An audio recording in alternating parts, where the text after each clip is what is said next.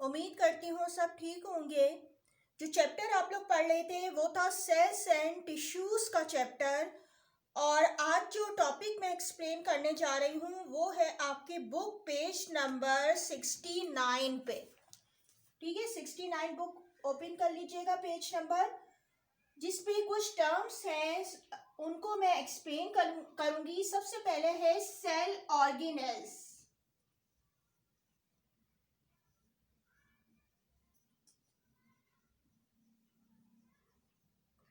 Cell organelles के बारे में आप लोग काफ़ी पहले भी पढ़ चुके हैं जब मैंने आपको सेल का स्ट्रक्चर बताया था, एनिमल सेल और प्लांट सेल के बारे में।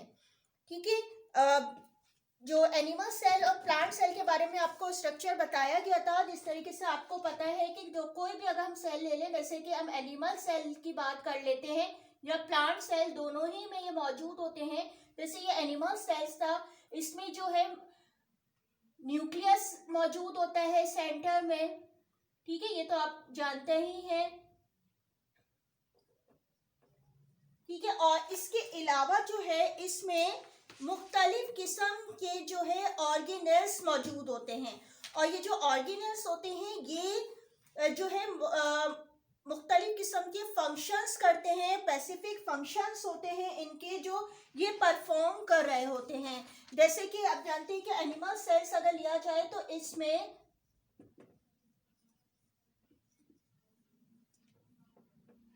जैसे कि बात की जाए माइटोकॉन्ड्रिया मौजूद होते हैं, जिसको क्या कहा जाता है, powerhouse of the cells कहा जाता है।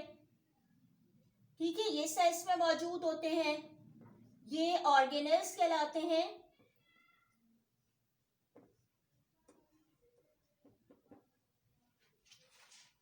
और इसके बारे में आप डिटेल में भी पढ़ चुके हैं इस क्लास में भी। ठीक है, 9 में भी आपको एक्सप्लेन किया जा चुका है माइटोकॉन्ड्रिया और दूसरे किस्म के भी जो है इसमें सेल ऑर्गेनेल्स मौजूद होते हैं। जैसे कि इसमें गोल्जी कॉम्प्लेक्स मौजूद होते हैं।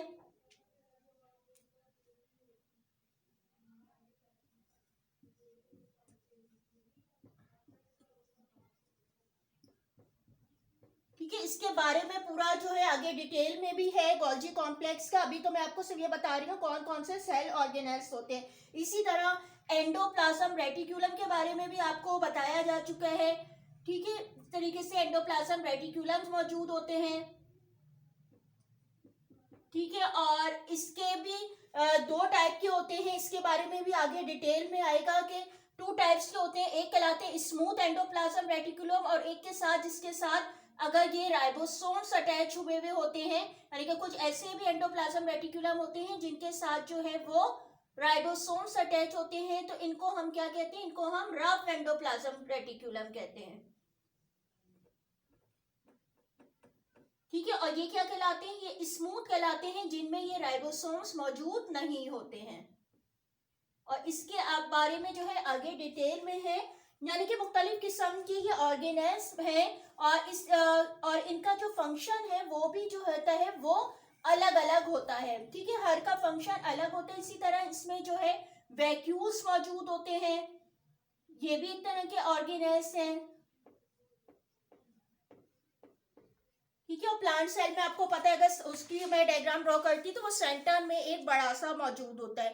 ठीक है, ये जो होते हैं सेल ऑर्गेनेल्स कहलाते हैं और इनके जो है डिफरेंट फंक्शंस होते हैं।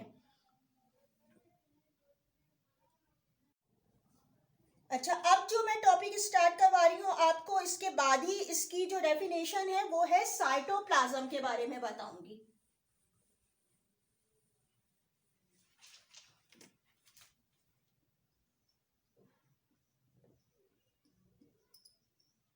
ठीक है, साइटोप्लाज्म जो होता है वो क्या होता है, जेली लाइक मटेरियल्स होता है जो कि सेल में मौजूद होता है। ठीक है, और यानी कि ये जेली लाइक मटेरियल है जो इस तरीके से ये सेल में मौजूद होता है, जिसको क्या कहा जाता है, इसको कहा जाता है साइटोप्लाज्म। ठीक है, ये एनिमल सेल्स में भी मौजूद होता है और प्लांट सेल में भी ये मौजूद होता है।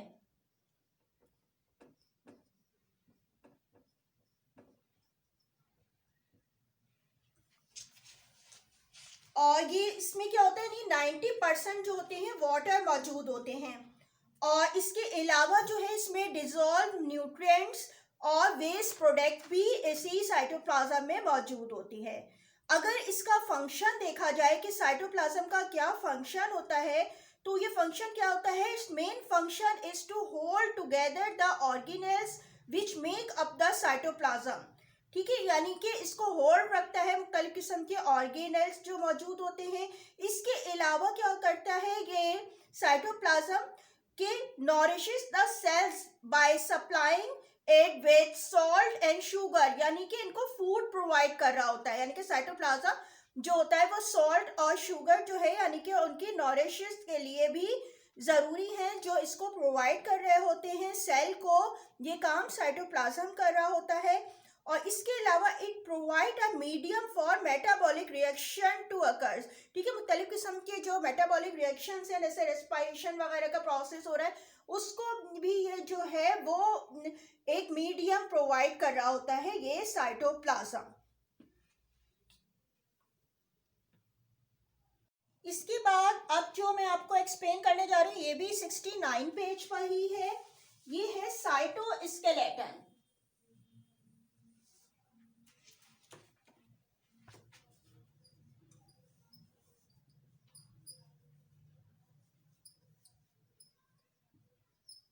ठीक है, साइटोस्केलेटन ये क्या होता है? ये माइक्रोस्कोपिक नेटवर्क होते हैं, ठीक है, ऑफ प्रोटीन, यानी कि प्रोटीन के बने हुए होते हैं। ये माइक्रोस्कोपिक यानी कि बहुत ज़्यादा स्मॉल इनका साइज होता है।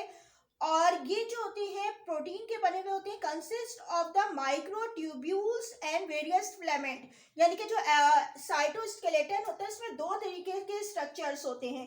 एक क्या कहलाते हैं? माइक्रोट्यूब्यूल्स, यानी कि इस तरह के माइक्रोस्कोपिक होते हैं माइक्रोट्यूब्यूल्स, इस तरह के से स्ट्रक्चर्स मौजूद होते हैं, यानी कि ट्यूब लाइक स्ट्रक्चर जो है वो मौजूद होता है जो कि माइक्रोट्यूब्यूल्स कहलाते हैं।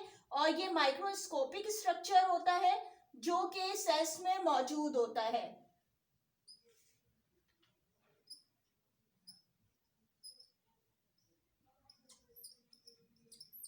ठीक है, माइक्रोट्यूब्यूल्स मौजूद होते हैं और इसके साथ ही कुछ फिलामेंट लाइक यानी कि थ्रेड लाइक स्ट्रक्चर भी जो है वो मौजूद होते हैं। ठीक है, यानी कि फिलामेंट लाइक यानी कि इस तरीके से फिलामेंट यानी कि थ्रेड लाइक स्ट्रक्चर जो है ये मौजूद होते हैं इसमें।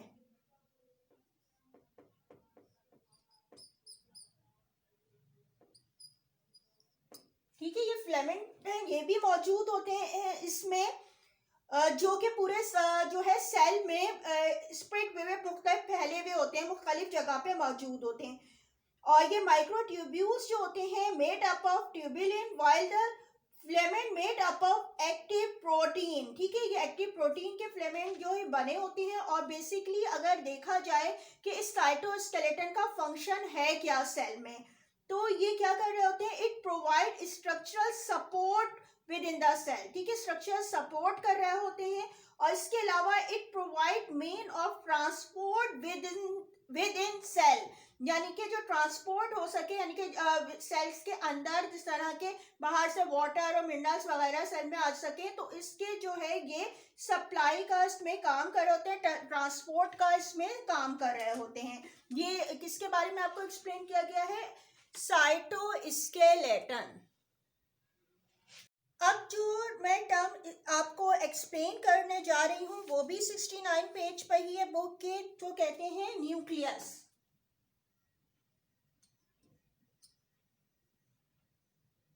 ठीक है, न्यूक्लियस के बारे में जैसे कि आप जानते ही हैं कि एनिमल सेल, अगर मैं यहाँ पे ड्रॉ करती हूँ तो एनिमल सेल्स में न्यूक्लियस कहाँ पे मौजूद होता है? सेंटर पे ये न्यूक्लियस है।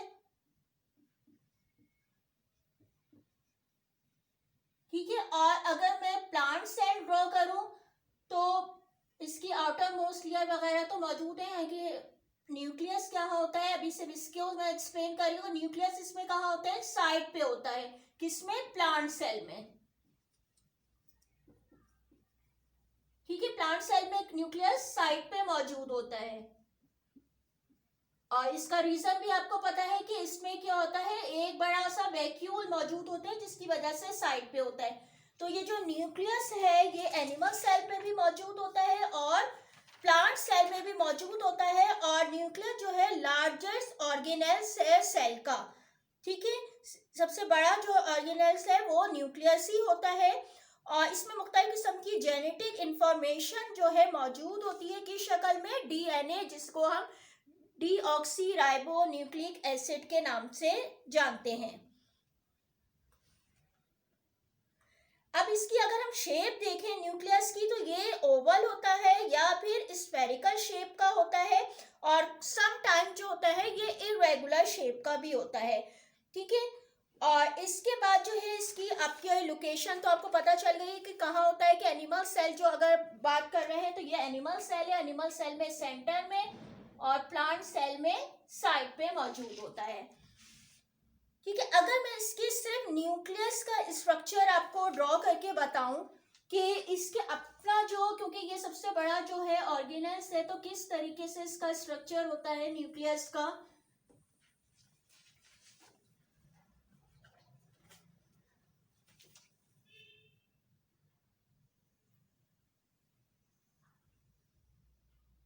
ठीक है। ये न्यूक्लियस जो होता है is covered the two phospholipid membrane, ठीक है। फॉस्फोलिपिड जो होती है मेम्ब्रेन से बने भी होते हैं, यानी कि 2 लेयर्स होती हैं इसकी, ठीक है। इस तरीके से इसकी 2 लेयर्स होती हैं फॉस्फोलिपिड की, जिससे ये बना हुआ होता है, बहुत ही ज्यादा करीब होती हैं ये। और इसमें जो होते हैं न्यूक्लियर पोर्स मौजूद होते हैं, ठीक है। यानी कि ये जो न्यूक्लियर मेम्ब्रेन आपको बना के बताई गई जो साइड पे मौजूद होती है, ये तो हो गई इसकी न्यूक्लियर मेम्ब्रेन,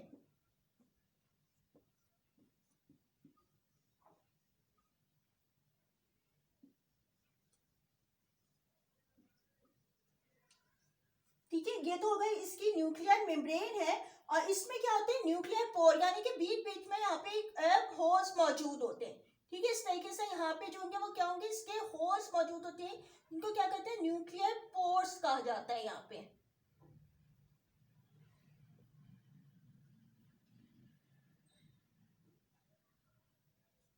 ठीक है। ये क्या कहला रहा है, न्यूक्लियर पोर्स,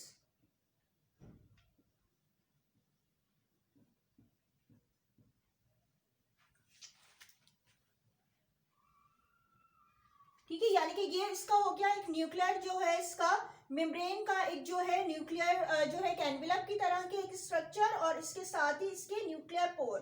और इसके अलावा अगर न्यूक्लियस में देखें तो इसमें भी जेल लाइक जो है ग्रेन्यूल्स फ्लूइड मौजूद होता है, जेली लाइक मटेरियल मौजूद होते हैं, जिसको क्या कहा जाता है, इसको कहते हैं न्यूक्लियोप्लाज्म, ठीक है। यानी कि इसमें भी ग्रेन्युलर जेली लाइक जो है स्ट्रक्चर मौजूद होता है, जिसको कहा जाता है न्यूक्लियोप्लाज्म।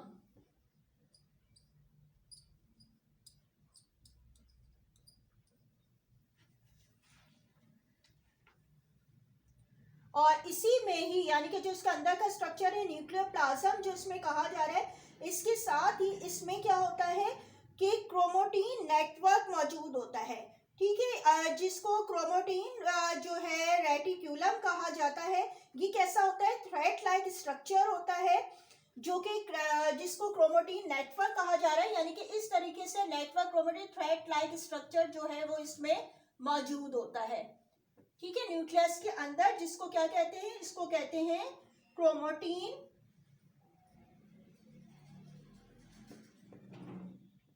रेटिक्यूलम भी कह सकते हैं और इसको जो है हम क्रोमोटीन नेटवर्क भी कह सकते हैं।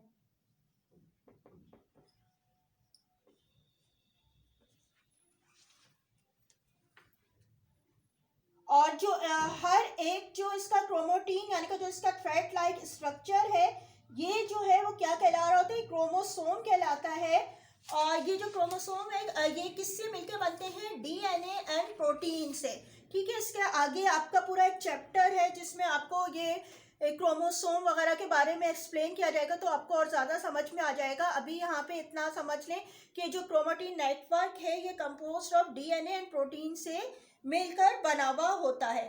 और इसके अलावा जो है इसमें एक और स्ट्रक्चर भी मौजूद होता है, स्मॉल स्फेरिकल बॉडी मौजूद होती है, जैसे यहाँ स्फेरिकल एक स्मॉल बॉडी मौजूद होती है जिसको कहा जाता है न्यूक्लियोलस। ठीक है, ये एक स्ट्रक्चर यहाँ पे मौजूद होता है। अच्छा, अब ये पूरे अगर हम न्यूक्लियस को देखेंगे, इसका फंक्शन है क्या, तो ये क्या काम करता है, control all the activities of cells, यानी कि जो तमाम जो सेल्स में मुख्तलिफ एक्टिविटीज हो रही है, जैसे माइटोकॉन्ड्रिया का फंक्शन अलग है, एंडोप्लाज्म रेटिकुलम का अलग है फंक्शन, राइबोसोम्स का अलग है, तो सबकी जो फंक्शन को एक्टिविटी जो हो रही है उसको कंट्रोल करता है। और इसके अलावा it also regulate the process of protein synthesis in cell by producing ribosomes. ठीक है, राइबोसोम जो प्रोटीन बनाने का काम करते हैं उसको रेगुलेट कर रहा होता है। और इसके अलावा जो है, जो हेरिडिटी कैरेक्टरिस्टिक्स वगैरह मौजूद होते हैं जो आगे ट्रांसफर होते हैं ऑफ स्प्रिंग में, उनको भी ये जो है वो कंट्रोलिंग का काम कर रहा होता है। यानी कि न्यूक्लियस जो होता है मेन ऑर्गेनल्स है सेल्स का, जो कि मुख्तलिफ किस्म की एक्टिविटीज को कंट्रोल करता है सेल की।